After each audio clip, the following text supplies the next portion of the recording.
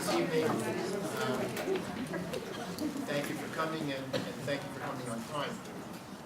We're in for a treat this evening, and we're very fortunate that through the Hidden Sparks Foundation, Yeshiva Torah was awarded a grant to bring Ms. Hollis Dannaham here to Yeshiva Torah. We spent 2.5 hours with faculty earlier today, and you get the short version. Only 2 hours. Maybe between an hour and a half and two hours, depending on the questions and involvement. But the topic is a critical topic.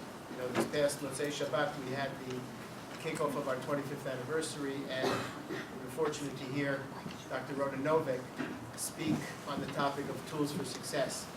I mentioned at the end that tonight is really a continuation of a different aspect of tools for success. How do we help our children develop the right kinds of organization skills and time management skills? Part of that is understanding that children, as well as adults, and some of us will be able to relate to this, learn differently and have different struggles with organization and time management. And that's something that we'll hear a lot about, and also some strategies as to what we can do to help. And the idea of bringing faculty together and on the same day with parents means that we can work together as partners, and I'm excited about that opportunity that presents for us. So I thank you all. Ms. Dannaham is a seasoned special educator who's been involved in working with struggling learners for many years, running programs and developing programs, and now currently is a consultant to schools to help develop plans and procedures to help all learners in the school. And she also does work with Hidden Sparks as a what's called an external coach, where she works with, we have had in the past an external coach here at Yeshiva Torah, and Ms. Dannaham has also serves as a coach within the Hidden Sparks program. So without further ado, my great pleasure. Thank you. Thank you so much. Now, I can talk like this. If you can hear me well, I can use the microphone. So if you'd like me to use the microphone, raise your hand. Okay. Thank you for being honest. And thank you for being here. It really says a lot about you that you're out here at 8 o'clock at night, and I understand just now, I learned that many of you come from not so close. So I commend you for being here. And it's really wonderful because of all the parent, teacher, school, home connections, organization is the most important as far as both home and school being on the same page. So thank you for being here. We're going to go. I wanted to give you an overview of what we're going to cover so you have an idea. Basically, organization is essential for success. Actually, a later slide, but I'm going to tell you now, 50% of school failure is due to poor organizational skills. That's a big number. That's half of the students, half of your children, because if we're looking at this room, are going to not succeed academically or pieces of academics because of some sort of organizational piece. So it's pretty important. And in life, it's not just for school. The organizational skills carry on into life. So if we can teach them how to organize and manage their time now, it's going to serve them in their life later on. Sometimes they need to be explicitly taught. We kind of take it for granted how to organize, some of us anyway. Some of us, like me, had to be taught myself as an adult. But some of us just take it for granted. We know how to file, we know how to put things away, and other people need to be explicitly taught how to do it. So we might think, especially if our children are in middle school, oh, they should know how to do this, they need to be responsible, you need to do it, maybe they get punished for not doing it. But the reality is we really need to explicitly teach them how, provide the structures for them, so then they can be independent. So let me get a little gauge of grade levels in this room. So if you have a child in preschool, raise your hand.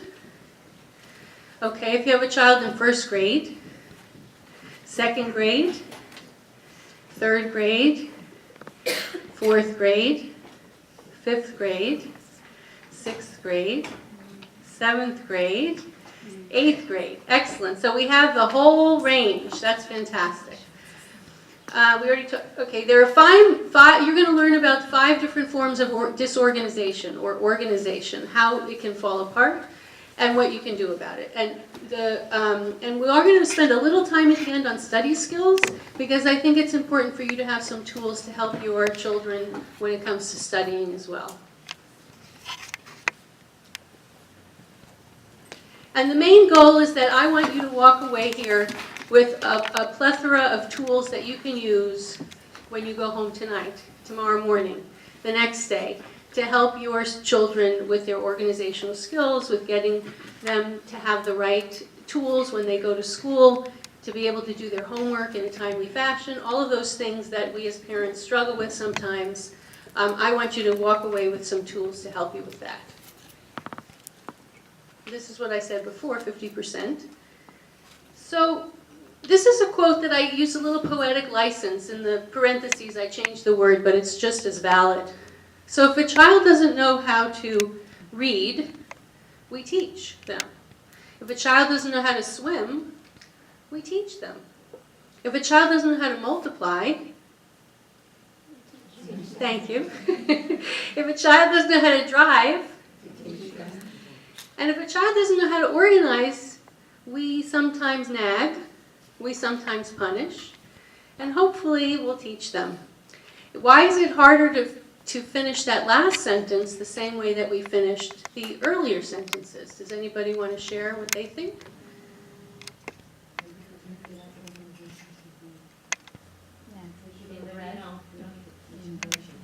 Yes, so the answer was organization seems to be something that we think they should already know. Did you want to add to that? Also, organize means something different for everybody. So the way one person organizes may not be for everybody else, so it's not necessarily something that's different. Oh, so that comment was that everybody organizes in a different way or has a different expectation of what organization looks like, and so it might be hard to teach because it's different depending on who's looking at it. Any other comments? Yeah? I think a lot of times the younger teachers, let's say in preschool or early grades, the teachers focus on things like putting things away or organization and routines, but then later on teachers are thinking they're supposed to teach subject matter, and they're not really thinking, oh, well, we should be teaching organization. That's not English, that's not math. So Well, luckily, yes. Well, luckily you are at a school where we just spent 2.5 hours talking about the importance of teaching organization. And one of the things I mentioned earlier, which isn't in this presentation, but it's come up, is that, you know, the part of the brain that has to do with organization is the executive functioning part, which is the frontal lobe. And the frontal lobe doesn't fully develop until you're adults. So we can't necessarily even expect children to be able to do these skills yet. Although some of them naturally can pick it up, but many of them can't. And so we did talk to the teachers about, you know, implementing some strategies to help teach organization throughout their day, along with the curriculum. Any other comments? Yeah? I think some of the kids don't really care to organize. They don't mind the chaos and everything. Right, so she said some children don't care about the organization. I think well, let me just address that unless you're addressing that. Okay, I think if the disorganization is not affecting their success or their achievement, it's something that's not, you know, and that's how they like to be. That's different than if it's affecting how they're producing and achieving in school and in life. You know what I mean? I think a lot of times the parents have a hard time organizing, so they can't teach their kids if they don't know how to do it. Exactly. So if you didn't hear that, sometimes the parents have a hard time organizing, so then they can't teach the children. And that is true. And that's why some of these strategies that I'm going to show you tonight, if you're one of those parents, and I can admit that I am organizations. When I told my mother I was doing a presentation on organization, you should have heard her laugh.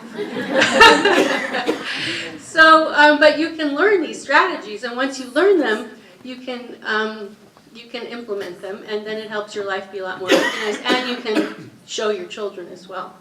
Any other comments? Okay. And this is just what we're talking about. Some students pick it up by modeling, by seeing other people be organized, they automatically pick it up. And some students need the explicit instruction. Does this look familiar to anybody? So the first type of organization or disorganization that we're going to talk about is called materials management, and it's all the materials.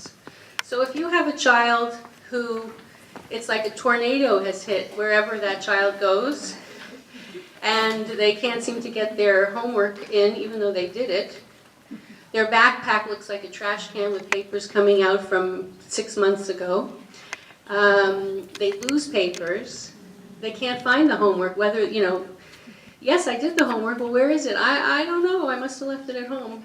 And it creates a lot of tension in the house often. Raise your hand if this is familiar to you.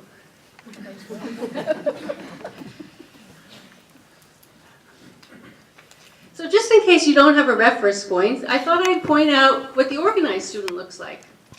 Basically, the backpack has everything it needs in it, and they go through it periodically and throw out whatever isn't needed. And they can always find what they need. They always bring what they need to school, the books, and they also complete their homework and bring it in on time. So that's what an organized student looks like. And the organized student is more productive, they're less anxious, they get better grades usually, and the parents are usually happier. So how do we get our disorganized student to become an organized student? So creating the organized student at home. So the first part is you need to create a workspace for your child to be in that's organized.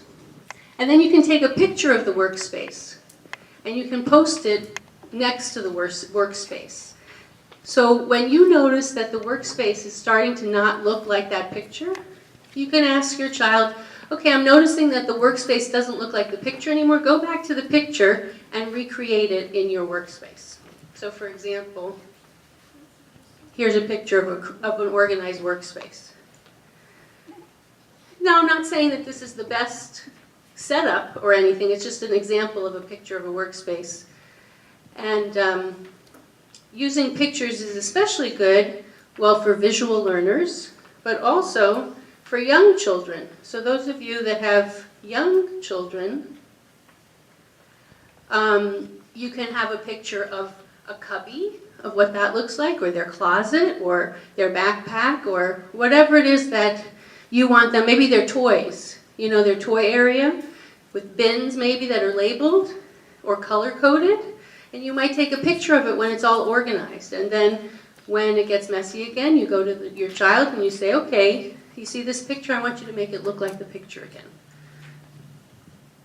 You also want to keep a routine, so maybe it's once a week. You have a time where it's time to reorganize, to come back to the picture. The other thing is that as soon as their homework is done and they've completed their assignment, you need to make sure that they put it back in their backpack right away so that it doesn't get lost. These routines, which some students don't need, students that are disorganized need these routines in order to stay organized and be successful, so they get the credit for the homework that they just spent an hour doing. You can also have a toolkit at home where all the materials are in one spot. And they know that if I need anything to do my work, I go to that one bucket, basket, bag, whatever it is, and I can get my materials. And then you make sure before they go do whatever leisure activity that everything is put back in that toolkit. And you can even provide one for school. Now, I gave this information to school too and told them that they could even talk to you about having one at home. So if they have the same type of thing in school and home, they get used to knowing that this is where they need to go to get all their tools and they have it readily available. Because a lot of times disorganized students in class will miss a lot of work because they're looking and searching for a pencil, and then they get the pencil, and then they made a mistake, and the eraser's broken on the pencil, and then they go have to search for the eraser, and they forgot where the teacher holds the erasers, and so 10 minutes has gone by, and they haven't learned anything because They're so busy trying to get their materials together. So the more that the teacher, and they're going to work on it, and the more that you can provide that in one place that they can always go to, the more learning can happen. You can also provide a checklist of items that they need to bring to school. So before they walk out the door, they have to check their list to make sure they have everything they need. The lists can be laminated. It can be, you can have Velcro on the back and it go on a Velcro spot up right by the door. I mean, there's different ways that you can do it, so it's not like a piece of paper that's going to get lost every time. So we're going to talk about this notebook organization, and it's a 3-tiered system. And it actually is quite effective, not only for keeping your house organized from all the materials that come from school, but also helps your child get organized, and it also helps them learn the strategies so that when they're older, they can do it on their own. So there's a working notebook, which we're going to talk about each in depth in a moment, that the working notebook is color-coded for each subject. So math is blue, English is red, and I would talk to your teachers about it because we talk to them about this as well, and you want to make sure you're on the same color. For, you know, it's not going to be math is purple at home and math is blue at school. You want to make sure it's across the board. Then there's a reserve notebook and a long-term filing drawer. So we're going to start with the working notebook. So you have a binder, and the binder has sections for each subject. And it has color-coded tabs for each subject. Everybody understands that? Got that visual? And then you also have a spiral notebook for each subject that's the same color as the color tab. And then you have folders, maybe 2 folders, that are the same color for that subject. So each subject has a section in the binder, a spiral notebook, and then 2 folders. You know, one for homework and maybe one for handouts, something like that. So that's what the student is working with day to day. One day each week, you're going to clean out that binder, the folders, and you're going to put the contents in your reserve notebook. Well, you're going to be doing it with them for quite some time before they can do it on their own. And for some students, they'll pick it up easily. Oh, sure. Okay, slow down. I'm going to respond to this question. So remind me what the question, oh yes, are we doing it or the student? So for some students, you're going to demonstrate this to them and they're going to be able to do it after a month or a few weeks. And some students, you're going to need to do it with them for a few years. Because there are some students who really can't differentiate between what is necessary and what is garbage. It's a part of attention in the brain that's called saliency determination, which is how do I pick out the salient or important information? And some students really struggle with that, and it's not because they're not trying or they don't want to do it. It's because their brain just doesn't work that way, and they see it all as important. And that's why they have, you know, a backpack full of papers from the whole year. So it might take some time for them to start to realize what they need and what they don't need. So does that okay. So the reserve notebook is like an accordion file, and each subject has 3 sections. One is where you're going to put homework, completed. One is where you're going to put class notes, and one is where you're going to put tests and quizzes. Now this reserve file is important so that when it's test-taking time, you have everything right there. So the student can't say, I don't know where my notes are. I've lost my notes. You know, I know that you've probably had this scenario at home. I have a test tomorrow. I forgot to tell you about it. Can you help me study? Sure. Where are your class notes? Where are your tests from before? I don't know.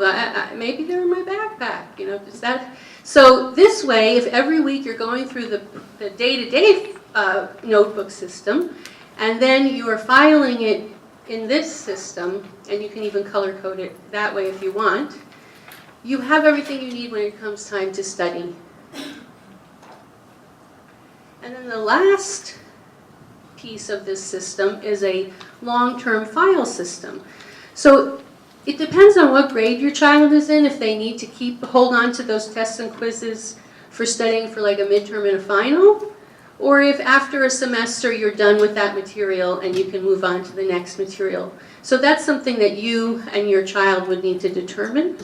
But either after each semester or each term or each year, you're going to go through that reserve notebook and you're going to have your child pick out what they want to keep. Special poems that they've written, fantastic essays that they feel really proud about, projects, anything that they really want to hold on to. And you're going to put that in your long-term file system that you can put in a box, and when they're graduating from college, they go, oh, look at what you wrote when you were in 2nd grade. Those kinds of things. And then you can throw out the rest. So this is a way that you're teaching your child about how to organize, how to select what's important, how to throw out, and it's helping you and your house be organized and not have a million pieces of paper around. Is there any questions about this particular system? Okay, yes? Okay, so in the beginning of the year, like before school starts, you get this long list from the teachers about what you're supposed to buy. And sometimes it's so overwhelming. It's like 16 folders and 3 notebooks and a binder and this kind of loose leaf. And like, sometimes I go, I don't think my daughter's gonna end up using half of this stuff, but you feel like you must buy it because the teacher said that you should buy it. How do you, like, should you just not follow that list and you should say to the teacher, no, I'm not doing your list? I'm doing my own. Well, I think that that's where parent and teacher communication comes into play. Have a meeting with the teacher or email them or see if you can have a phone conversation and say, you know, this is how I'm feeling and this is the system I'd like to use, and do you have any problem if I use this system instead? I mean, you can always, I would imagine, what I've learned from this school so far today is that they're very open to communication. And so I would suggest that. Yes. What if your child just wants to throw out all the papers after the test is over and they don't want to remember any of it, and you want to save at least a small portion of that education, so the next 2 months from now, if they have to refer back to it, it's there as a foundation, and Yeah. you don't want to throw everything out. Right, so that's where you're going to help. First of all, the reserve notebook is a perfect place to hold those pieces of paper, so they don't have to be in the child's day-to-day notebook. And I imagine that once you put it in there, they're going to forget that they even have it anyway. But that's where you're teaching your child what's important and what's not important. Right, but then my child is saying, Mommy, you're holding on to everything. You're creating more clutter. Well, if after the year you want to hold on to it, then so basically that's what you're saying. You're saying to the student, your child, I'm just holding on to this for the year in case you need it for further tests. And after the year, we'll have a ceremony and we'll throw it all away. You can put it in the shredder and it's very satisfying. Yeah. Yes. Maybe this is silly, but I don't understand totally. The working notebook, you have a binder and a spiral notebook. Then are they like, as they go, are they tearing pages out of the spiral notebook and put in their reserve notebook? Or like, what are they putting in the binder and what are they putting in the spiral notebook? If they're having both for every class, I just couldn't understand. Right. Well, you could, I think it depends. This is something where you could work it out. This is kind of a system that was created that's separate from this school. Like, the school didn't say to me, this is the system we want you to use. This is just a really good organizational system. So what I would suggest is you talk to the teachers and you say, does my child need more than just a binder? A binder section? Should I also get a spiral notebook for notes, or what is it that you need? But so you don't have to have a spiral notebook. It's just an option. But you want to make sure if you do have to have another notebook for that course that it's color coded. That's kind of the point. And it's not a silly question. Yes. Is there a difference, I guess, between like a tangible organization and then I guess mentally an organization. Yes. Because I look at my child's locker, I actually took a picture of it, I've never seen anything like it. It's completely stacked and organized. I don't recognize that child when she comes home and she's left her homework in school for the 37th time. So it's kind of like, is there Yes. a connection that, okay. Yes, so we're going to talk about 5 different kinds of disorganization, and this is the first one. So your child might have complete materials management Yeah. capabilities, but then there might be another form of disorganization that they're struggling with. Anything else? Okay. So the second form of disorganization or organization is time management. The ability to prioritize commitments and schedule them with enough time to complete everything satisfactory. This is such a key. I mean, you can work somewhere and have a messy desk, a messy office. But if your time management skills are poor and you end up coming late to meetings or meeting late with clients or not getting your deadlines done, you're probably not going to hold on to your job very long. So this is a really important type of organization. We have to teach time management because many children and adults don't learn it on their own. So it has to be explicitly taught. And the better use of time improves academic success. And it also helps to avoid the overscheduled child. I know that that's a real issue these days. We want our children to be enriched, and so sometimes we schedule many activities after school. They also have homework and they're overscheduled. They don't have time for reflection, for creative thinking. And so by helping your child with time management, we're going to see ways of creating a calendar that's also going to help you see kind of what their time schedule is out in front. So one way to teach time management, because it really can change the brain when you explicitly teach things, is to do a task analysis. You're going to choose an activity, a task that's very common that the child does on a daily basis, and you're going to have them break down into the steps of what it takes to do that task. Then you're going to have them estimate how much time it's going to take to do the task. And you're going to as they do it, you're going to do a stopwatch or any kind of clock to see how much time it actually takes. And then you're going to write down the actual time it took. And you're going to subtract the difference, and you're going to talk to your child about, look at how much time you thought it was going to take, this is how much time it took. And you're going to just talk about it. And the more that you do this kind of estimating and actual time, the more they're going to get a sense of time. So the example here is making their bed before school. You know, what's the first step to making your bed before school? What would be the first thing you'd have to do? Okay, get out of bed. What would be the second step? What? So does that have to do with the task of making the bed, though? What's the task of making the bed? First, you have to get out of it to make it. What's the second thing you'd have to do? Pull the sheets up, okay. So the sheets are now up. What's next? Pull up the blanket and put the pillow on it. Okay, so we've just taken a task that we take for granted, but that, you know, and we've broken it up to pieces, and then we would have this child estimate the time. So I'm going to have you turn to your neighbor and tell them what task you would have your child do so that they could start to estimate time. Besides making your bed. Yeah. What task would you talk to your neighbor? What task would you choose to help your child figure out? Okay. What would you have your child do? No, to do, not to. Okay, brush your teeth. How long do you Okay, so how long do you think it would take him to brush his teeth and get ready for bed? How about your child? The most chaos we have is wake up in the morning, go to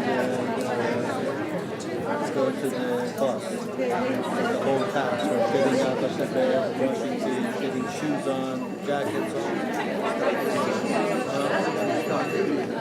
Well, that's the chaos usually. So that That would be the one that makes more sense. Okay.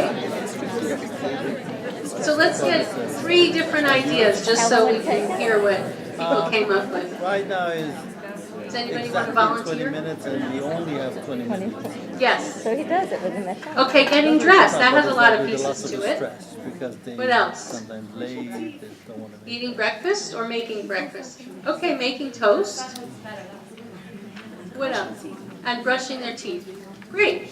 So these are very simple activities that we take for granted as we're going to brush your teeth, but there are steps to it. And if you have them time it and estimate, you're going to help them with their time management. This is an example of a visual timer. So if you have a child who struggles with time management, but is a good visual learner, this might really help them get the sense of time, because it doesn't make noise, it just, the time goes and you can see the red disappearing. And on there is a website that you can order that if that's something you think would be helpful.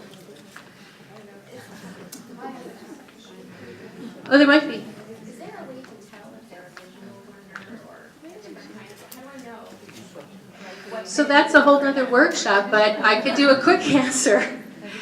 Well, you would know if your child likes to draw, if they respond and remember better when they see pictures rather than hearing it, if they are easily put puzzles together, if they, those kinds of things. When it comes to visual information, if they tend to be drawn to it and also understand it and remember it well, then they're probably visually strong that way. I have a question. Yeah.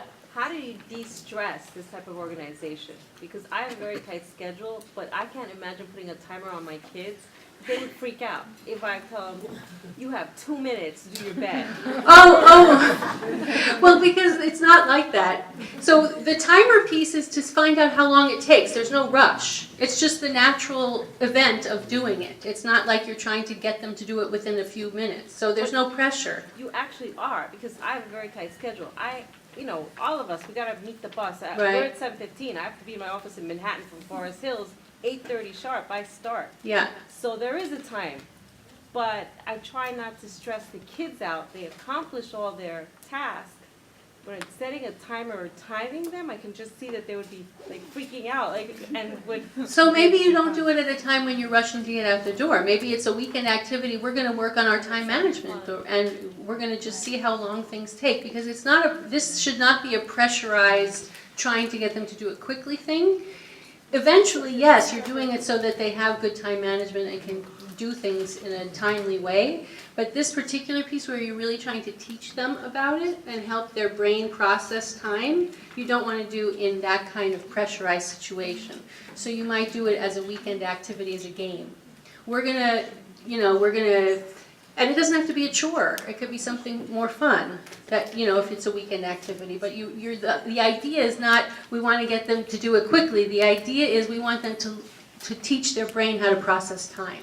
Does that make sense? Yeah. Okay. So we've already talked about you need to identify the steps to complete a task. You need to set priorities, which is very difficult for somebody with time management. And we're going to talk about how to do that. Long-term versus short-term assignments, and also consider what the other commitments after school are. So you want to post a large calendar in a central place, somewhere in your house. And your child's going to fill in key school-related items. A test, for younger students, you're not going to have as much of this kind of thing. Because they don't have a lot of due dates and tests.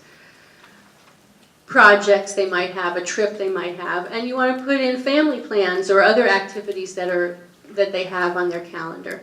And when they have long-term assignments, you're going to put the due date on there, but then you're going to go backwards and you're going to say, okay, so by this date, you need to have your first draft done.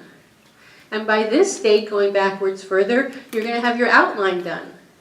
And by this date, going back further, you're going to have your list of resources that you're going to use for your research project, whatever it is that they're doing, it's the same idea. You're breaking it into pieces, and then you're making due dates for that. Because I know, many older kids that I've worked with, upper elementary and middle school, and even high school, they struggle with that. They think, oh, it's not due for, a month. I don't have to think about it. And then, the teacher might remind them in school, it's like, oh, it's another 2 weeks. I don't even have to think about it. And then it's 3 days before, and they have this 10-page paper due, or whatever it is, and they're frantic. So that's a way to help them.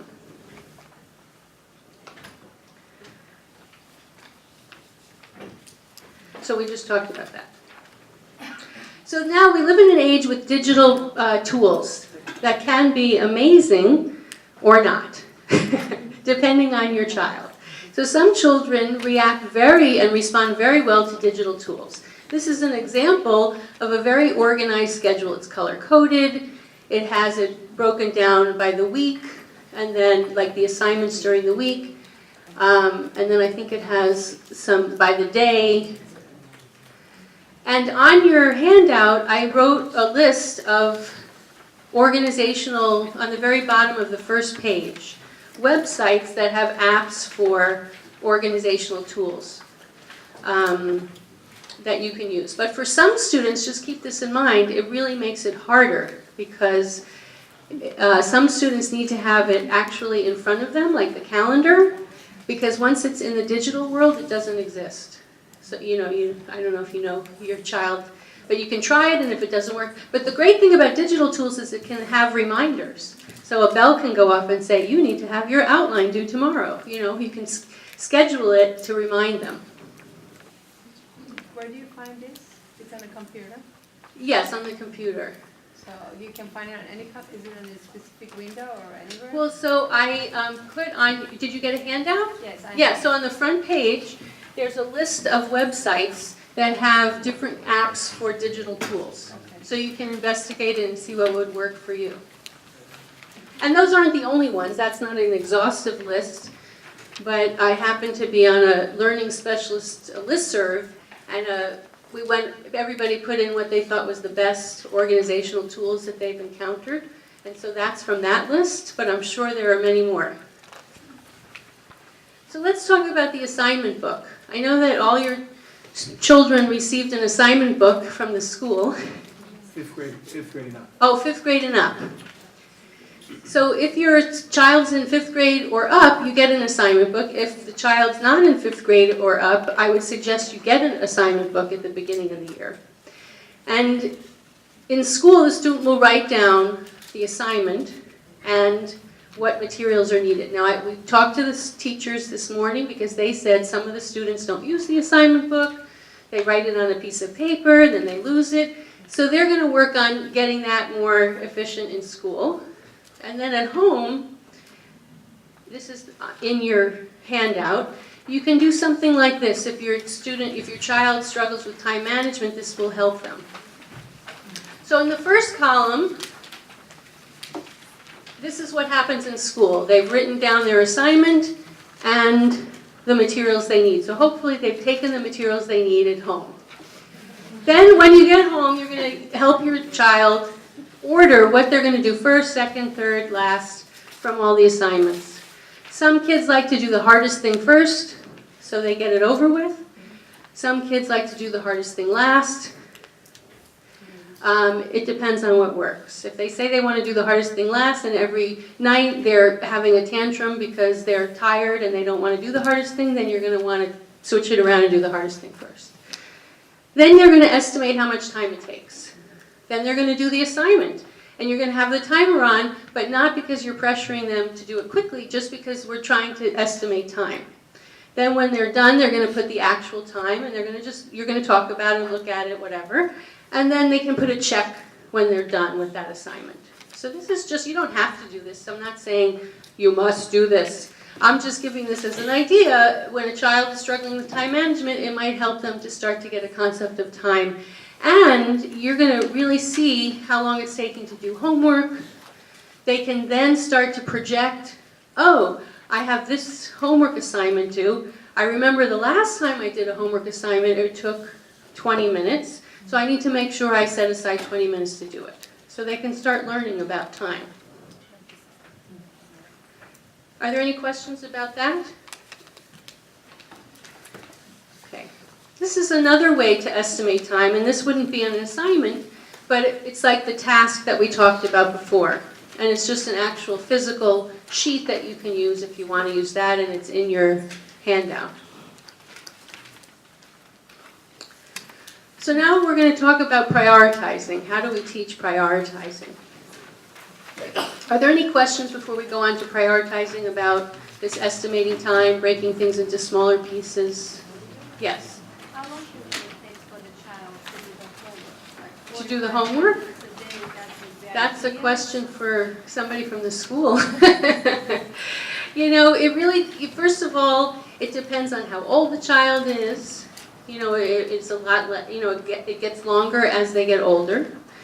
The other thing is very individual, depending on the student and how easily things come to them, how quickly they do things. You know, since I mostly work with students who struggle, I've had students who are, you know, taking 3 hours to do their homework, which is too much. But that's what it took them to do what they needed to do. Other kids in the same class, it might have taken them an hour. And this is like older. But younger kids shouldn't be spending that much time on homework, but sometime. But that's a question for the teacher or the principal more than me, because different schools have different philosophies. If you feel like your child is taking too long, like it's really it's taking a lot of their time and energy, you can have a meeting with the teacher and talk about it. Okay, so prioritizing. You can have your child make a list of what they must do in a day. So some examples are up here. They must sleep. They must make sure they're eating to sustain themselves, and they have to take care of their personal hygiene. That's a non-negotiable. They have to go to school, they have to do their homework, and they have to do chores. And your must-do list might be a little bit different, but this is an idea. And then you have them make a list of what they should do or what they could do. Activities, playtime, reading for fun, connecting with friends over the phone or email, watching television, or doing something with the family. And then you have a sheet like this where they have to, like for the day, they're going to put down what they must do, what they should do that day, and what they could do that day. So we're teaching them there are things that are first priority. You have to do it. There's no choice. Then we're teaching them, well, these are things that you should do, like it would be good if you do them, but if you didn't get to it, it wouldn't be the end of the world. And then we're teaching them that there are some things that you could do that's a choice, but if you didn't do it, it wouldn't really make a difference. And then at the end of the day, they go back over it and they see, today I did this many must-dos, I did this many should-dos, I did this many could-dos. And it just starts to get them thinking about prioritizing and what that means and what things are, especially for those students who have that saliency determination, picking out the most important thing. This would be really great for them to be able to learn how to decide what's most important and things like that. Any questions?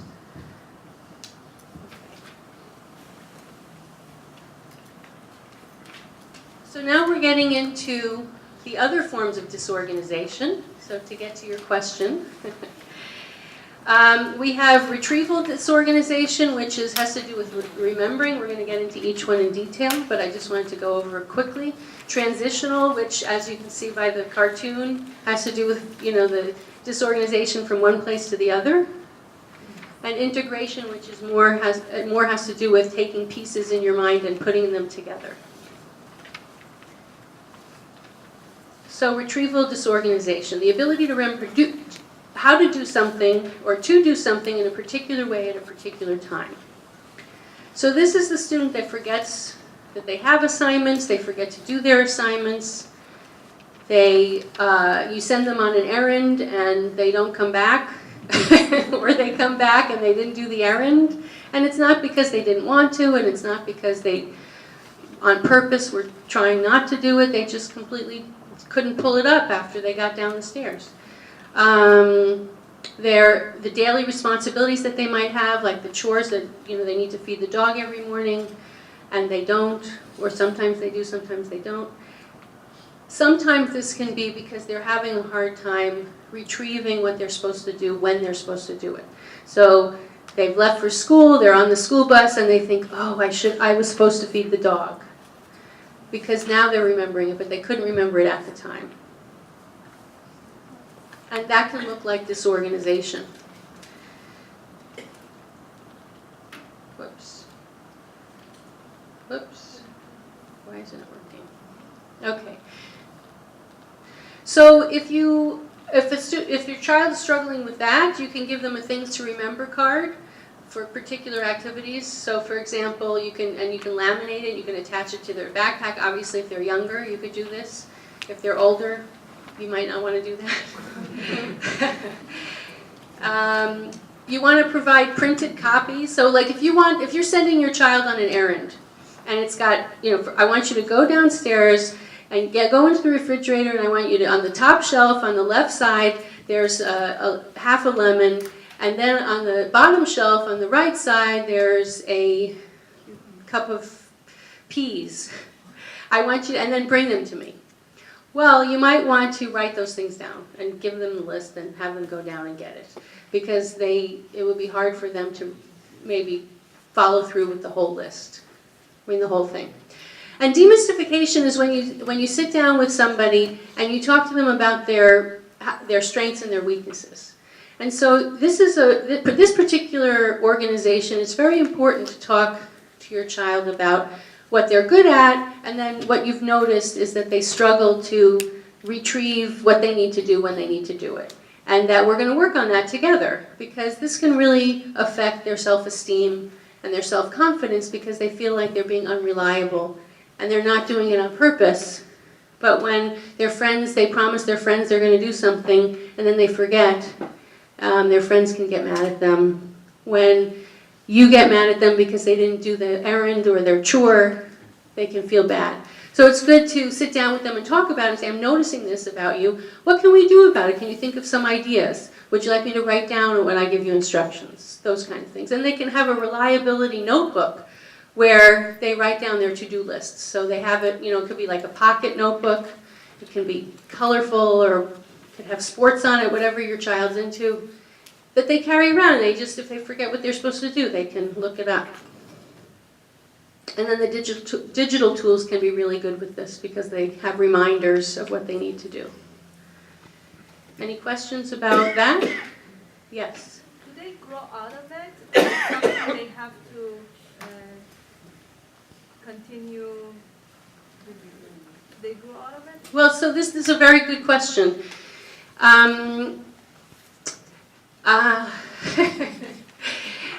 It's an interesting answer. If it's something that really has to do with how your brain works, it's not necessarily that you grow out of it, but your brain can make new neural pathways to adjust and compensate for it. And so, my personal story is that I was diagnosed at 11 years old with an auditory processing disorder. And my parents were told, she's never going to go to college, put her in a vocational school. So I have 2 master's degrees, I did very well. And I thought that it was over with, that I didn't have it anymore. But then I noticed that when I was in rooms where people were talking and other people were trying to talk to me, unless I could see the person's lips, I couldn't process what they were saying. So somehow my brain had created neural pathways to read lips without me even knowing it, to compensate for the fact that I couldn't process the sounds when there was multiple sounds. And so it wasn't that changed. I didn't grow out of the processing of the sounds being difficult, but my brain adjusted so that I could be successful. And sometimes you can actually strengthen the weakness, and sometimes your brain just compensates and moves around it so that you can still do what you need to do. Does that answer your question? Okay. Anything else? Okay, we probably still haven't gotten to your kid yet. So let's see if we can. So now we have transitional organization. This is the student who struggles to switch between activities.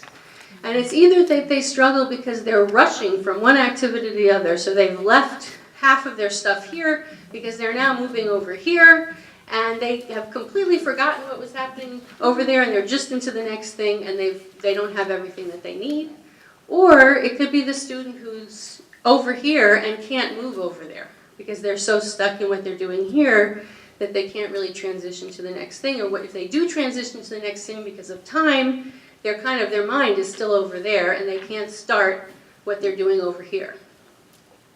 They sometimes leave, like I don't know if this describes that student, but they leave things and they don't bring it to the next place because they're just rushing to get there.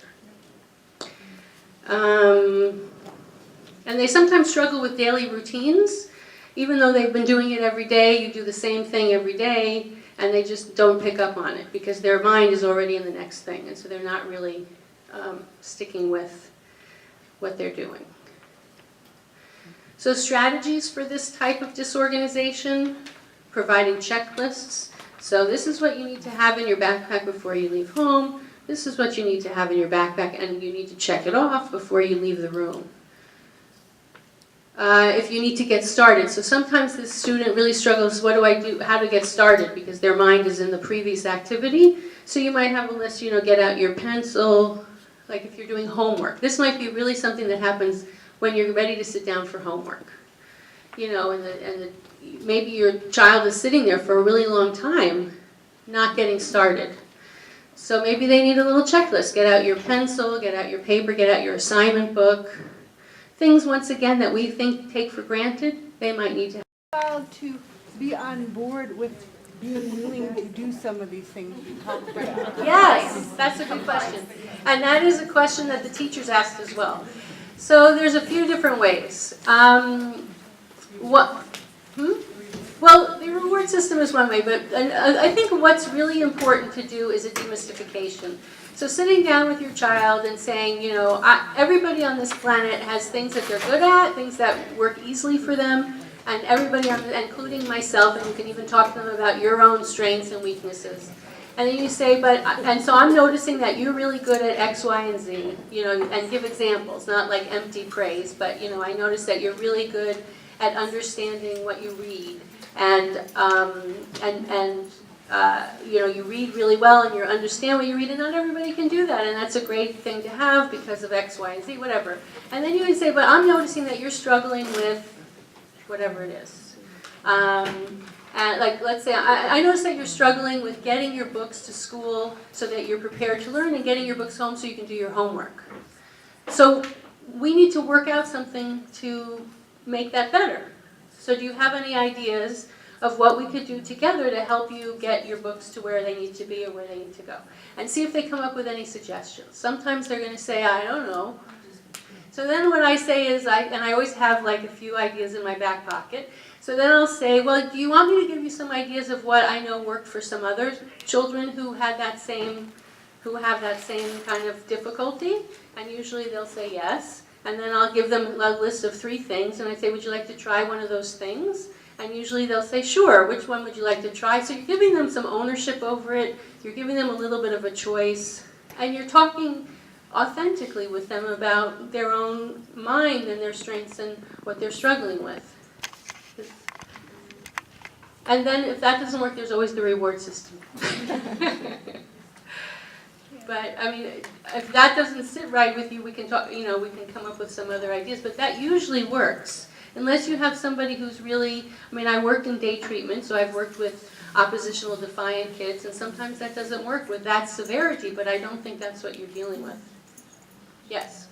I just engaged in a little bit of conversations. I hope this is not what I'm asking you to repeat something you just did. Please forgive me. But I just saw a film where they spoke to the fact that if you talk to a child and give them trust, they step up to it. Like if you automatically assume we're going, like you lay out this groundwork and you speak to them like they can do it, and you trust them to do it, their part in it, and that's how you create responsibility. That's how children want to be trusted, and So is that a motivator, like we were talking about a goal-oriented mom? And so at what age? Is it a cultural thing? Is it just, you know, we can? Well, I believe that children want to please adults, that they want to do well, that they want to succeed. And so if they're not, there's something getting in the way. That's my personal philosophy, and in a lot of, not just my personal philosophy, but in what I've studied. And so I always try to figure out what's getting in the way and coming up with solutions for that. And so, yes, I do believe that when you give children responsibility and expectations for them to rise to meet, that they often do.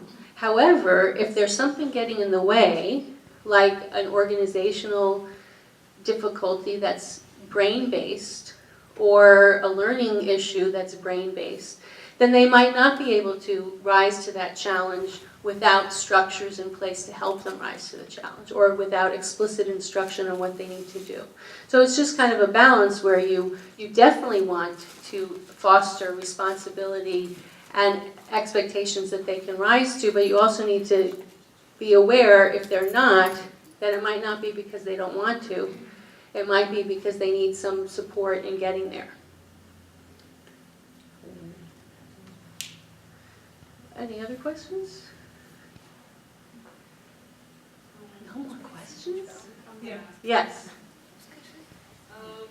My son, honestly, I think he has all three. Like, he has a retrieval, I can feel, like, he has a little bit of everything. And I'm trying to, I just don't know what am I doing wrong. I mean, I'm going to try to do the things that you told us, but I think the majority of the problem could be that he doesn't, yeah, he can get away with it, but definitely it affects his studying. So how old is he? He's 10 now. So he's in 5th grade? 4th grade. Well, first of all, I think that you need to take the don't think that you're doing something wrong, Like if you're... Not directing you in the right direction. I don't know, really you should see his homework, everything is crumbled, half the thing Right. is So right. I'm sure it could be that he has ADD also, it could be a combination of all Mhm. together. I really don't know if I have a solution for this. Well, it sounds like, some of the things that I suggested, some of the strategies, if you try putting them in place, see if they work. Because I would imagine that if you haven't been doing some of those things, and it's just kind of been like saying, why don't you do this, or, I want you to do this, but without really teaching them how, then maybe that's what it is. And by providing some of the explicit instruction on how to do it, and But even if I have notes, it's not a problem with the notes. It's not that I don't take the time of taking out the note and see what he needs to do. That's how it is. Unless I'm going to do computerized, that might be the only way that I can get away with it. yeah, so if he's really into the computer and that could really help him with his, with his organization, that might be a way to go. And then Is that computer in the school? well, that's what you need to talk to the teachers or the principal about. That I don't know. I don't know what the policy is. But he certainly can have one that can help him at home as far as like what he needs, or when things are due, or what he needs to do at a certain time. But I think, you need to try some of the strategies first before, to see if they work. And you can kind of then see, this worked, this didn't work. Oh, and as far as his buy-in, once again, I'm going to go back to sitting down and talking to him and saying, but not in, like when you sit down and talk to your child, it's not in a way of like, this is a problem. It's more like, let's talk about, your strengths and what we need to work on. And if this is what we need to work on, how, you have any ideas of how we can work on it? Because they know, the children know what they're struggling with. And sometimes by acknowledging it, it's such a relief to them, and they feel empowered by it because they realize it's just one piece of them. It's not all of them. Because a lot of times when students struggle, they feel like, oh my gosh, I'm stupid, I'm dumb, I can't do this, whatever. But when you really kind of specify, there's this one piece, or there are these two pieces, you never want to do more than 3, you're struggling, let's figure out what to do about it, because you have all these other strengths that are really helping you, and we want those to be able to carry you into success, and these we need to work on. So how are we going to work on it? And making him a partner in it. And then you can even say, I have some strategies I learned at this workshop at your school, you know, how about if we try one? But getting him to be in communication with you about it, you know, and acknowledging what he's doing well, and then acknowledging what you're noticing he's struggling with. Sometimes it's just, you should see them, it's like a weight has been lifted off of them. You're welcome. Yes? My son is in 6th grade and his handwriting is not improving and there is no space between the words. And it's like, I went to parent teacher conference, his teacher asked me if he ever had OT. Right. Never. If I, on top of him, he does nicely. If I'm in the kitchen or if I'm doing something, he's like, there's no space in between the words. So when there's no space in between the words, often that has to do with the spatial ordering, like how things are processed in space, but also there's the brain sends a message to your muscles. And there's 3 types of muscles. There's the gross motor, which is like baseball and running. There's the fine motor, which is drawing and cutting and Legos. And then there's graphomotor, which is the handwriting. And I say sometimes students have a long distance phone call when it comes to graphomotor. And students who struggle a lot with graphomotor, OT when they're younger can help sometimes. And usually as they get older, I try to transition them into computer, typing on the computer. So, and sometimes kids can get accommodations in school that they can take notes on the computer. Because, I mean, I was a person who had graphomotor issues. My handwriting still looks like a 2nd grader's. And I thought I couldn't write because whenever I had to write, it was just, my hand hurt, that kind of thing. It looked messy. But then once I got on the computer, it was like a whole new world, and I became a very good writer. So I would suggest seeing if you can get him more on the computer and talk to the school about possibly having him be able to type his assignments and things like that. Yes, that's what the teacher said. Yeah, yeah. So it's just the wiring of the brain and the muscles. You're welcome. Can I ask the last question? Sure. Is it the last question? I mean, I'm here till 10, so if we want to stay, we can. I tried to speak to my daughter, what can we do to improve her grades? What should what she should think I should give it to her? And she told me that she needs a couple of days to think about it. Obviously, she found out what friends what they had. And then when she came home, she told me she wants for every good grade that she gets on the test, if she, let's say 85 and up, she wants $20, if it's 99, $30. And she said, I asked all my friends, and that's what the parents do, and one of my girls got $90 because they test, and she got, $30 from each test. And So this question, in case you can't hear, is about paying money for grades as a reward for good grades, okay? And if I put so much effort, I think I should get paid, because when you go to working, so that was her goal. So now, I'm thinking, should I even go for it and start doing her, and what's going to be the outcome? Yeah, well, I can't answer that question for you because that's a very personal parenting question that people have different philosophies on about paying for grades. So I can't answer that question for you, I'm sorry. Yeah. For sure, from personal experience, I have to say that rewards do help. It doesn't have to be like money or something that's expensive. Even little things I find, like a small thing that just like a moment reward for achieving what they, even just getting up in the morning and getting out on time, and getting A, B, C, D done. And after a while, they don't need the reward. It's already inside, it's already, they know it needs to be done. And even reading a book, one of my favorites, a book, what is a book? So now, he reads a book and he's enjoying it, and I'm like, it's surprising, but I see that after a while, they don't really need the reward when they're in it and they understand they start to get that internal motivation. So just in case you didn't hear the question, she was saying from her personal experience, she's given rewards to her children for little things, as not monetary rewards, and then they start to do it on their own without needing the rewards. And once they get into it, and like she was talking about reading and how her child loves to read now, and I think that's true. It's not something you want to do for their life, although some students do need it, but most of the time they kind of internalize it. To start going. You want me to stop? I think we're gonna lose our group, but. Okay. I want to thank everyone for coming. Thank you. Special thank you to Dr. Feinberg for serving as the liaison with Hidden My Sparks. pleasure. And really helping formulate the direction of the session. So thank you again to Hollis, Dannaham, and to Hidden Sparks, and thank you all for being here. And God willing, we will have additional opportunities to further our skills as parents and as educators. I'll be back in after. This is where communication with the teacher, so you have that home-school connection, is really important because of the transition from home to school and school to home. And sometimes using a timer can really be helpful because you can, especially to start homework. So you could say, okay, you have 45 minutes when you get home from school to relax, have a snack, do whatever it is that you want to do, maybe go outside and play, get some activity going.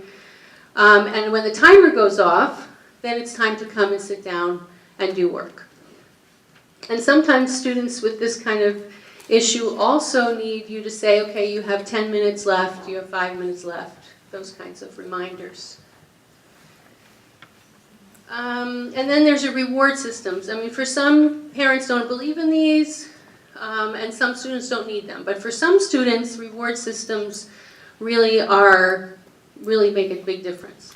And usually you don't need to use them forever. They're just to kind of get them used to doing what they need to do. But a reward system would be,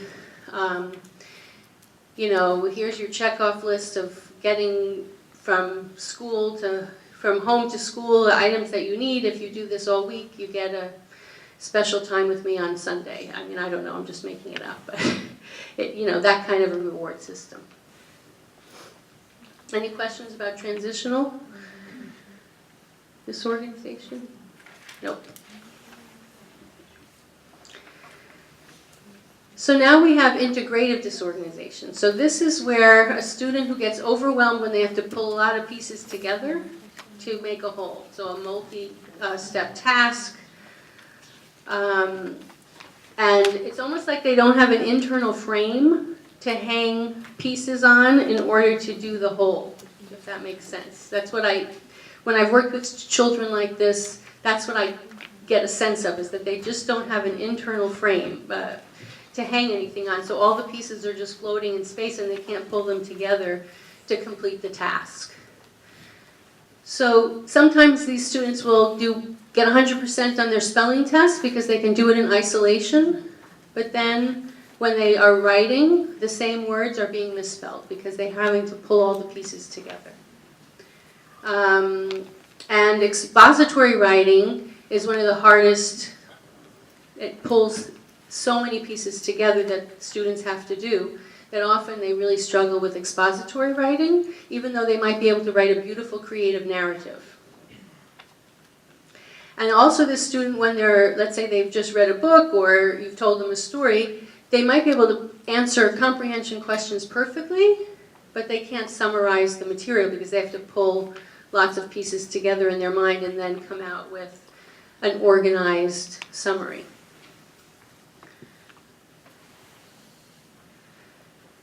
So strategies for students who struggle with this.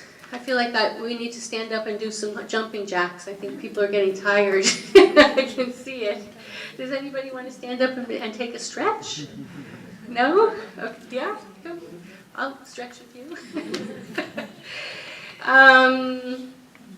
So you need to develop a work plan. So if they have a multi-step task that they have to do, come up with a plan first, or have an example of what it's supposed to look like so they can see what the whole is that they're aiming for, that they have to put their pieces into.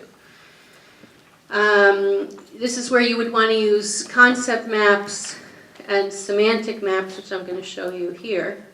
So this is called a concept map. And it's a concept map of the term concept map, which I kind of like. So you put the concept in the first box, and usually you have two important components. So this one is that it has two important components, and this one is that it organizes information. So then you go off of those pieces, that it organizes information such as vocabulary or ideas, which helps integrate new words into prior knowledge, that shows relationships between ideas. So you're really trying to grasp a concept which is made up of so many different pieces that a student who struggles with integrative disorganization can't kind of wrap their mind around. So if you're at home and there's a concept that your child is struggling to understand, you might make a concept map to help them understand what what the big picture is.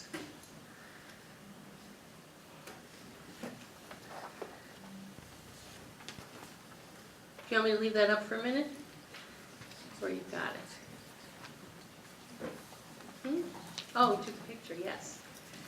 And this is an example of a graphic organizer for a younger student. So they might have to write a story that has a beginning, a middle, and an end.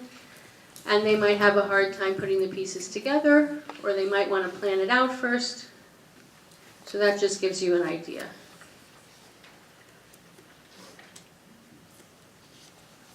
So let's go back to this slide. The other thing is you want to break long topics into small chunks. So when they're writing, you can use POWER, which stands for plan, organize, write, edit, and rewrite. And if you have them only do one step at a time, it's not such a big, overwhelming piece. And then when you get to the editing section of POWER, you can use the acronym COPS, which is capitalization, organization, punctuation, and spelling.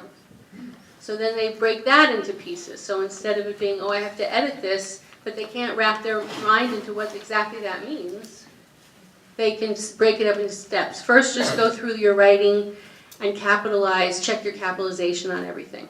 Can you repeat that? What Sure. it stands for? The COPS. Okay, POWER is plan, organize, write, edit, and revise. And COPS is capitalization. It could be either way. It's kind of the same thing. COPS is capitalize, organize. So you're going back to check if that it makes sense. It's in the right order. Punctuation and spelling. And sometimes I've worked with students where this has made all the difference in the world, where the writing piece has just been so overwhelming, but then when they break it into pieces, or they can never edit their work. They never edit their work. It's always I edited it. It's all done. Yes, I fixed it. But then when I break it into the pieces, they can actually just look for capitalization. Just look for punctuation. And it makes a big difference.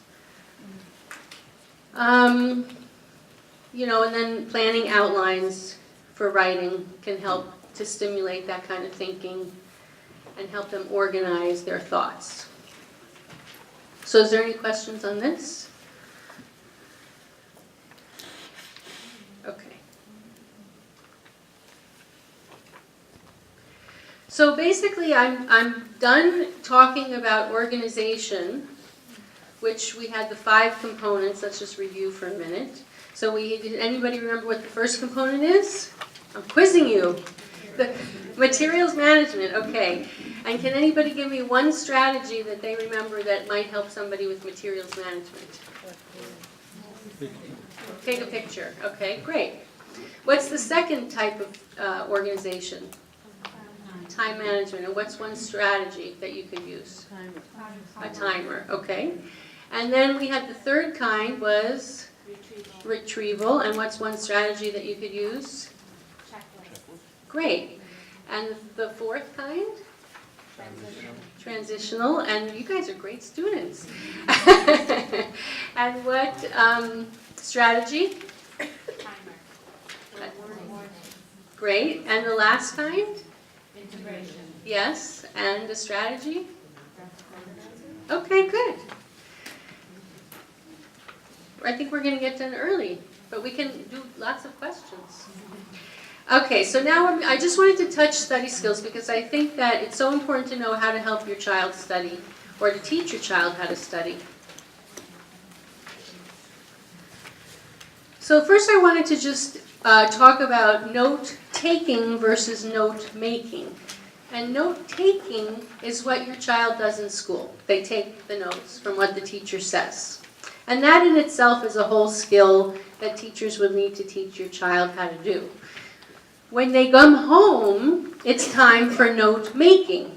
And what note-making is when your child kind of interacts with the notes. Because most people, they take the notes and then it goes in the notebook and it goes away. And then the test comes and they pull out the notes and they don't remember ever writing it. So if you do some note-making on a regular basis, it helps the information get into long-term memory, helps them apply the information, and then when test comes around, not so much studying needs to be done because it's already there. So this is what you can help your child do and teach them how to do so they can eventually do it on their own. They can reread their notes. Simple as that. That's one part of it. They can color code, so maybe it's categorizing, you know, all the information that's about, you know, let's say it's the Revolutionary War, and all the information about one particular character in the Revolutionary War is going to be in yellow, and the cause and effect of the Revolutionary War is going to be in red. You could do something like that. You could have, if your child loves to do art, you could have them do a cartoon of the sequence of events in the Revolutionary War. I'm just going to keep on that topic for a moment. Or just draw a picture of what they think the notes are saying. You could say, if this was a book or a story, what would it be called? What would the title be? That helps them pick out the main idea. You could have them focus on the main idea of the people, the places, the definitions. That's another thing you could highlight or talk about. You could have them take sticky notes and write questions as they're reading over their notes, so that they are saying, I wonder what this person, why this person did this thing, or I don't understand this part here about my notes. And then they can go to the teacher and ask them about it. But if it's the night before the test and they don't understand something in their notes, it's a little bit late.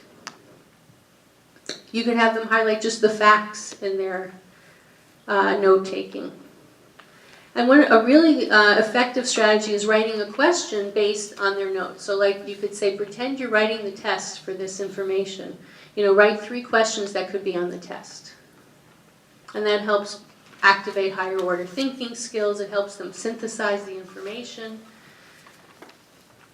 And that tends to really help. Any questions about this?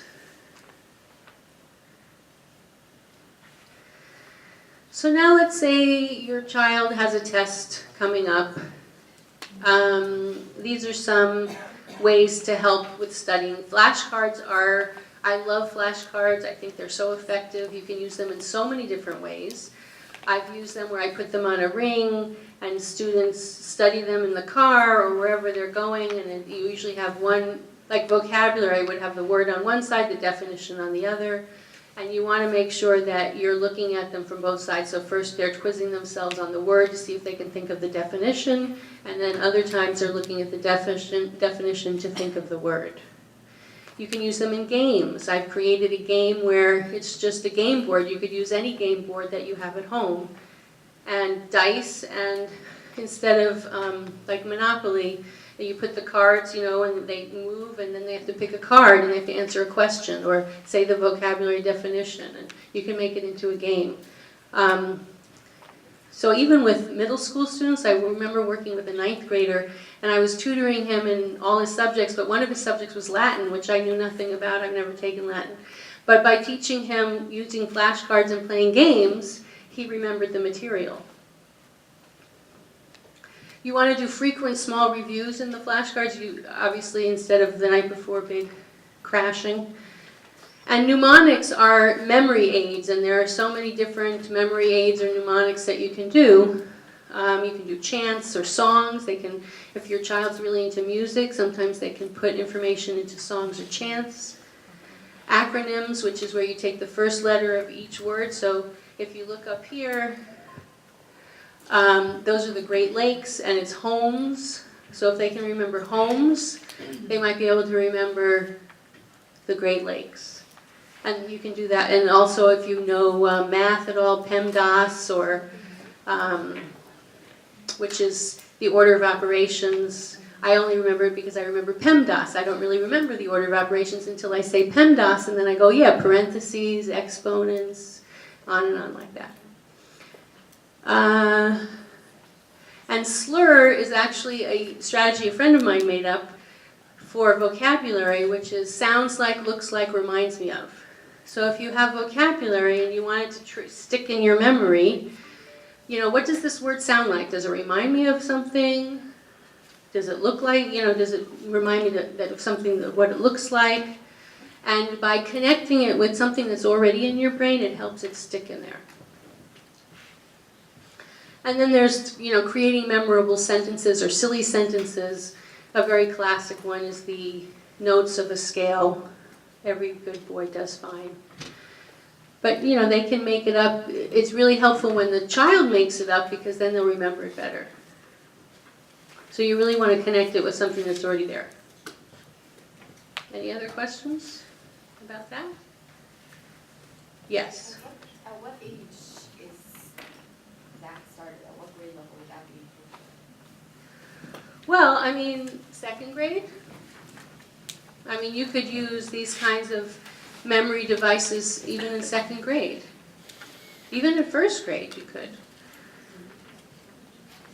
Because basically what you're doing is you're helping the child connect, bring it into their long-term memory, and they have long-term memory from the time they're, you know, born, you know, or soon after they start to have their, well, not born, but, you know, very young they start to hold on to memories.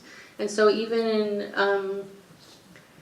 in first grade, I would say, you can connect things to memory, vocabulary words and things like that. Yeah?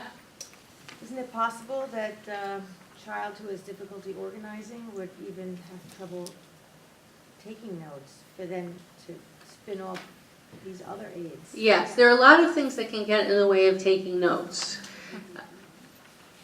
Yeah, well, when somebody said, what did you say?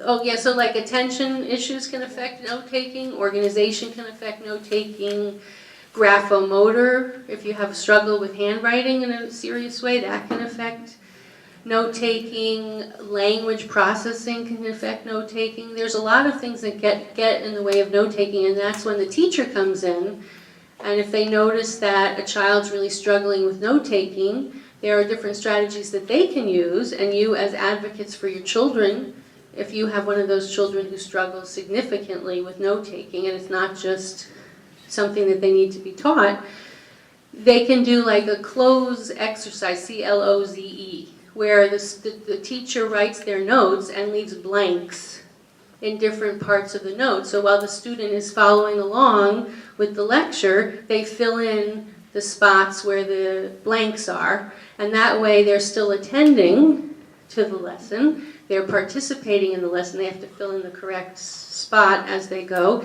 It's kind of training them how to take notes. And at the same time, when they go home, they have the notes to study from.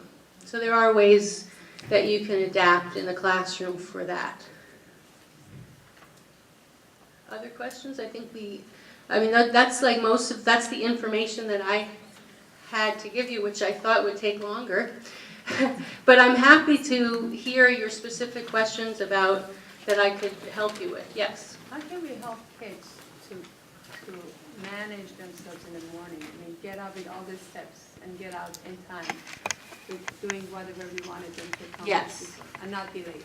Yes. So the question was, how do we help our children get out of the house on time with all the steps that they need to do and we don't want to be late? That's a great question, and I have personal experience with that because my daughter struggled with that. It was always a fight in the morning to get her to do the things that we needed to do to get out of the house on time.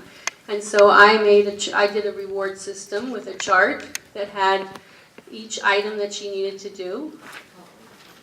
She was probably in middle school, but you could do it from preschool. I mean, I've done it with preschool students, like clients, where we do it with pictures. You know, I would find a picture of somebody brushing their teeth, a picture of eating breakfast, you know, and basically it worked like a miracle. It was like night and day, from fighting every morning to get out of the house to, okay, we're ready to go. I mean, I can't promise you that it's going to work for you, but my personal experience and experience with clients that I've worked with, it seems to work very well. What is it, breaking it down and putting it into a reward system? Yeah, so basically I made a chart, and I picked the 4 things that needed to happen that she was resisting. You know, maybe it was getting dressed, brushing your teeth, eating breakfast, and getting your backpack.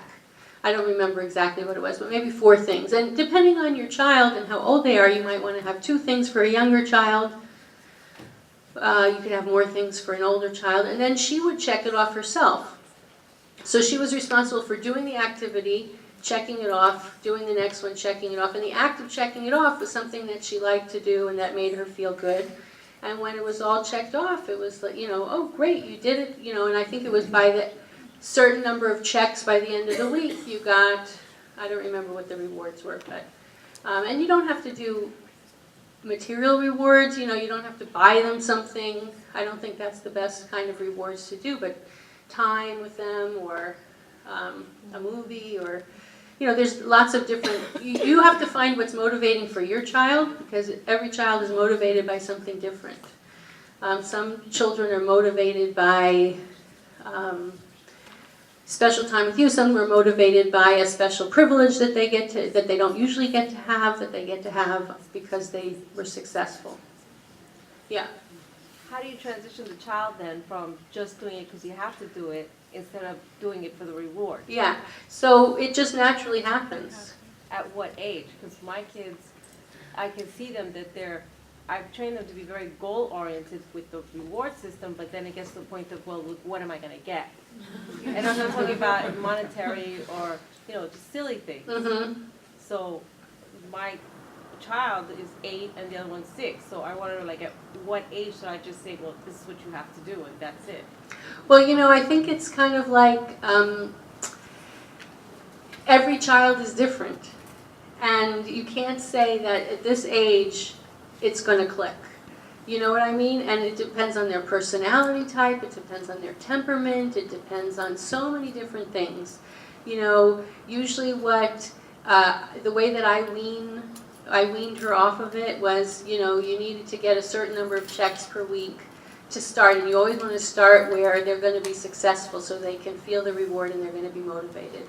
And then I start to make the checks more. So, oh, you've been doing such a great job. I think that we can expect that you get this many checks in a week to get your prize. And you get to the point where they're then required to just do it. And then the reward isn't necessary anymore and they continue to do it. So it's kind of like a weaning off process where then it wasn't a problem anymore.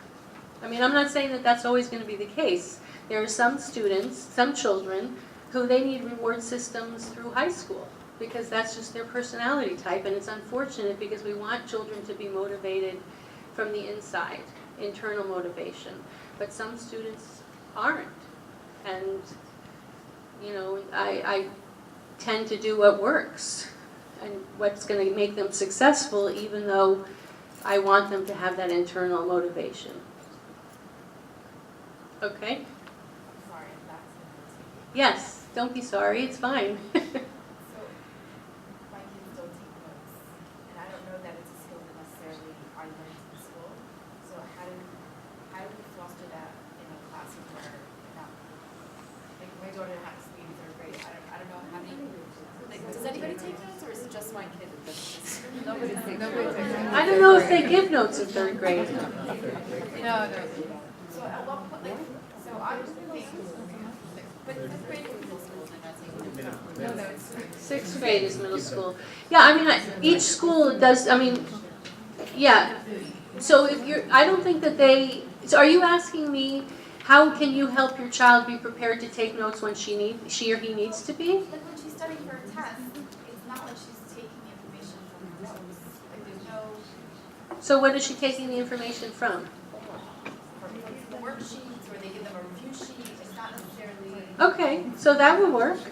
No, I understand that it's a Right. test, but how does she get those skills independently so that when she gets into middle school, Yeah. she can self-organize? Yeah. So, I mean, you could do an activity where you say, okay, I'm going to tell you a story, and I want you to, and here's an index card, and I want you to write down what you think is important from my story, and it has to fit on this index card. So you can do that kind of activity at home as like a game, and those types of things would help her learn how to take what's most important and be able to write it down. One issue that I have with all my children is that, like, let's say you come in and you see all of their work crumpled up, you know, and have been shoved in the bag. And I was thinking, well, what happened? They don't say, I didn't have enough time. That if you want to teach them, let's say that, you know, take out the folder, put the paper in, close the folder, put it back in, you can teach them that, but it's going to take them longer than they've been given to do that. And they got 4 minutes to get to the next class, and that teacher's gonna yell at them if they come to class late, so then they're anxious. So what do? They skip all the steps, they shove the paper in the bag, they throw something on top of it, it gets all crumpled up, then they come home, I can't find it. I go through the bag, here it is, it's crumpled up in a ball, you know, and I feel for them because I feel like you have 5 flights of stairs, that they're really being, like, there's two conflicting things. The Yeah. be on time thing and Right. the keep your work neat thing. And you can't have both. So the one that's the teacher yelling at them the loudest wins, so that they tend to skip the organizational one and just shove everything in. And I've heard the same mantra year after year. Well, why did you do this? I didn't have time. Why did you write down homework? I didn't have time. And obviously my kids needed more time than there was to do it. And how do you work that out when they have like all these different classes and each teacher has to teach this curriculum and they only get this amount of time, Right. and so everybody feels rushed.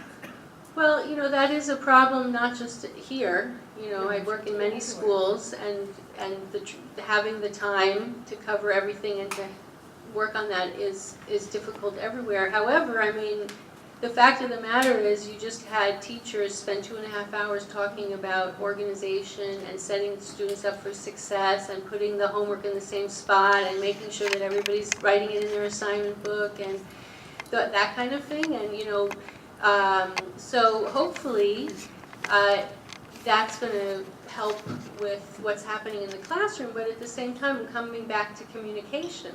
So if you're having that kind of issue, you go talk to the teacher or you talk to the principal and you say, you know, this is an issue, how can we work this out so that my child can be successful, because they're losing papers and they're losing the homework assignment and therefore they're not able to do what they need to do at home. So how can we work together to make this happen? And I would imagine from what I saw this afternoon with the teachers that people are very much wanting to help children. And so you're both on the same page with that. And so you just need to communicate about it. The strategy to teach your child to be competitive, Competitive and clever.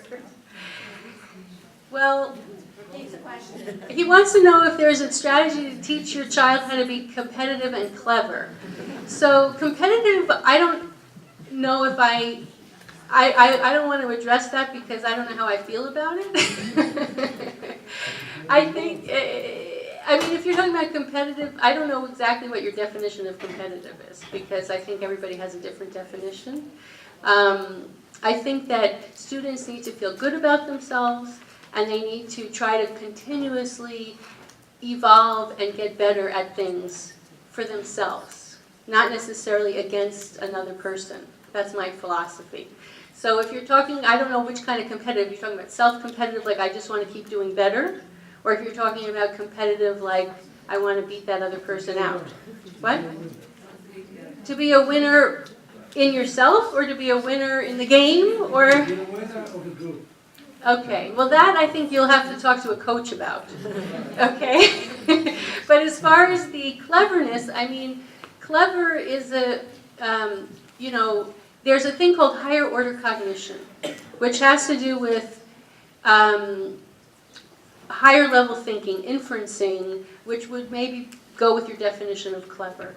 And that's part of your brain chemistry and who you are. But you can, with dedication and hard work, research has shown that you can actually improve that through dedication and hard work. So they used to believe that you were born with a brain and you get what you get and you don't get upset. You just got your brain and that's it, and you kind of have to work with what you got. But now research has shown that with dedication and hard work, you can actually change your brain and evolve your brain to become more clever. That's smart. So I don't know what your definition is. Let me make a recommendation. Yeah. Just because the hour is late and we're starting to lose some people. Okay. I would make the following recommendation. Yes. We would like, if at all possible, there are about 13 men in the room, we'd like to have a minyan for Mari, a prayer session for Mari, before people leave. And I don't want to impose on anyone, but if we could make that minyan, because people who are here would not necessarily be able to make minyanim elsewhere. So I'm going to recommend that it's almost 9:30. Then we take one more question, and then the men who are able to join us for Mari will step outside. We'll dial Mari outside, and questions can continue, or people can come over and ask Hollis, you know, more intimate questions if they wish. I think that's what I think we should do. Okay. So we'll take one more question with the whole group. First, let me say, is there a man who has a question since you're going to be leaving? No, okay. What about the perfectionist child that says, oh, they made a mistake on one word, but now they have to rewrite the whole page? And then they get all stressed out that they don't have enough time and they've got so much work, and then they start crying, and it's got to be perfect. And if there's one little thing they have to My redo. heart hurts for that child and that parent. Oh. I'll take that problem. Well, it's actually, I don't think you would, because not only is that child in a lot of pain, but it also makes it difficult to complete anything. And it's painful to watch. You know, in that kind of situation, as a parent, I would probably get a therapist to work with her or him, because I think that that's really something to, you know, This was a little emotional breakdown. Yeah. Today, but it's not always like that. Yeah. But there are occasions where she feels overwhelmed, or if she finds that there's one small thing, she wants to do it all over again. Right. Much more than is necessary than just correcting that. Our conversation. Right, and I've worked with students like that, and I mean, that's why I said the therapist, not like there's something wrong or she's psychologically, nothing like that, but just because that seems to be an anxiety, or, you know, that's gonna, you know, and if it's not really interfering with her work in a general way, maybe you don't need to do that, but. Yeah, I just say correct the one small thing, Right. and then and go on. You don't need to rewrite the entire page. Right, and does that work? Sometimes if she listens, Yeah. you know. Yeah. I do work with her, but, Yeah. it happens on I'm occasion. going to go join the meeting, Yes. and I want to thank Hollis for her presentation. Many hours with us, It was a pleasure. professionals and parents. Certainly don't want to stifle the discussion. Hollis is happy to stay. Yep. So people don't have to feel that they have to leave. I'm not trying to end that, I just don't want to lose the minyan.